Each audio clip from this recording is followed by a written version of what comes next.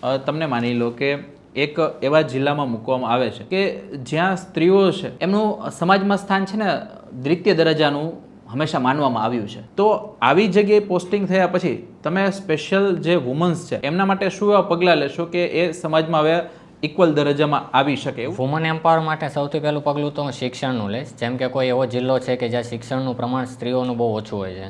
પછી બીજું સ્વાસ્થ્ય પર ધ્યાન આપીશ. જેમ કે પ્રાઇમરી હેલ્થ કેર સિસ્ટમ જો હોય તો એ ઓલરેડી અવેલેબલ જ છે, પરંતુ તે વધારે એફિશિયન્ટ કઈ રીતે બનાવી શકાય. થર્ડ છે અવેરનેસ. જેમ કે કોઈ કેમ્પેઇન છે, સ્મોલ ફંક્શન્સ છે, જેના દ્વારા છે એ વધારે પડતું પાર્ટિસિપેશન વધે. ત્યારબાદ મુખ્ય મુદ્દો છે એ તો બાકી જ રહી જાય છે. હજી તમને લાગતું નથી ઇકોનોમિક એમ્પાવરમેન્ટ આવી જશે તો આ બધા પ્રોબ્લેમ સોલ્વ થઈ જશે?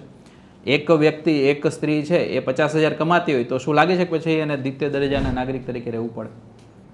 હા સર, આપણે કામ કરી શકીએ ઇકોનોમિક છે એ પહેલાં આવવું જોઈએ ને આમ એ પ્રમાણે. ગુડ.